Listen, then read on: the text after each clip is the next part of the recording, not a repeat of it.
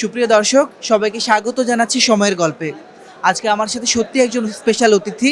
তিনি দুইবার জাতীয় চলচ্চিত্র পুরস্কার প্রাপ্ত আপনাদের সবার প্রিয় মডেল, অভিনেত্রী এবং নৃত্যশিল্পী মাহনুর মাহবুবা চাঁদনী।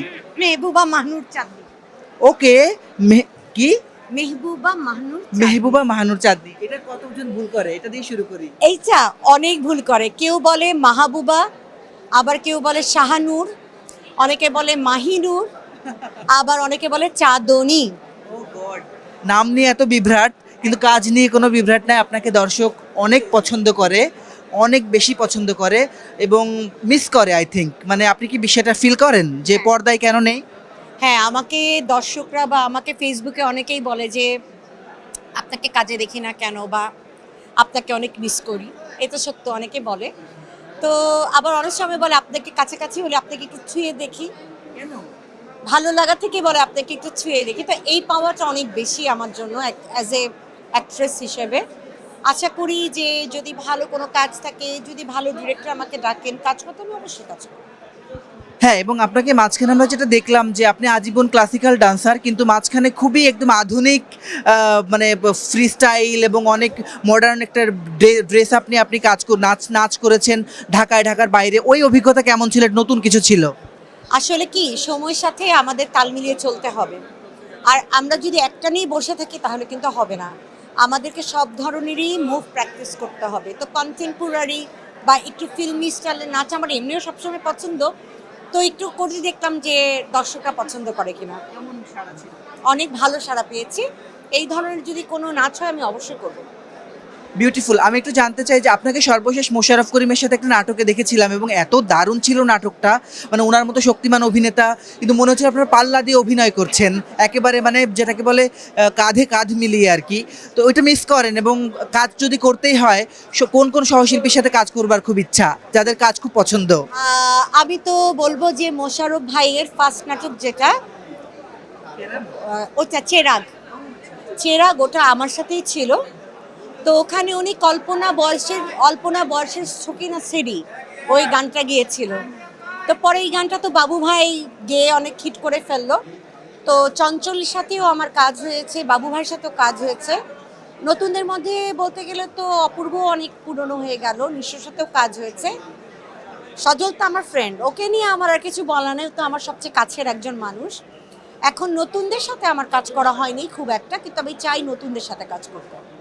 দুইবার জাতীয় পুরস্কার পেয়েছেন এবং বাংলাদেশের এমন কোনো পুরস্কার নাই, বড় পুরস্কার আপনি পাননি।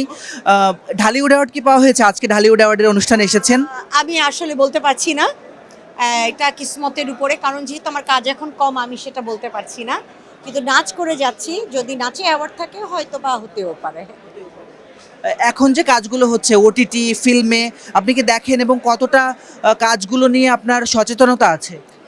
কিছু কিছু কাজ আমি অবশ্যই বলবো অসাধারণ, যেটা বাইরের দেশের সাথে খুব সুন্দরভাবে কিন্তু আমরা তাল মিলিয়ে চলে যেতে পারছি। আপনার ফটোগ্রাফি বলেন, আপনার ডিরেকশন বলেন, আপনার অভিনয় দিক দিয়ে আমাদের মেয়েরা অনেক এগিয়ে গেছে, ছেলেরা এগিয়ে গিয়েছে। নেগেটিভ ক্যারেক্টার যারা করে আমি মনে করবো তাদের তাদের এত সুন্দর করে অভিনয় করছে, বলার কোনো মানে কথা থাকে না।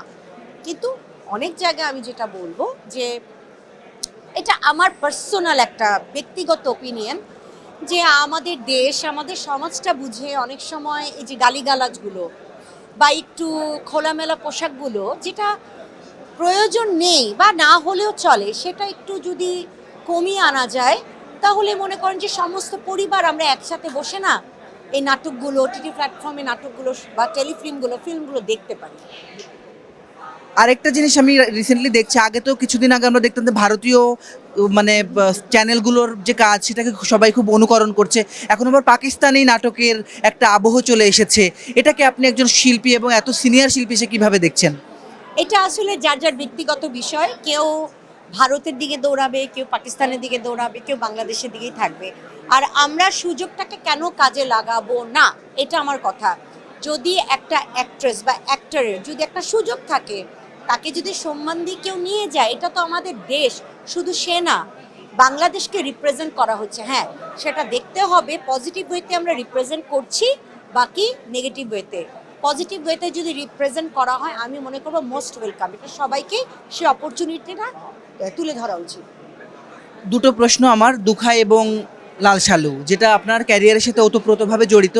দুখাইয়ের এবং লাল সালুর জন্য আপনি জাতীয় পুরস্কার পেয়েছেন, অভিজ্ঞতা কেমন ছিল কাজ করে, এবং এত বছর পরে কোন স্মৃতিগুলো মাথায় আসে? আমি জানি আপনি রাইসুল ইসলাম আসাদকে বাবা ডাকেন সেই থেকে।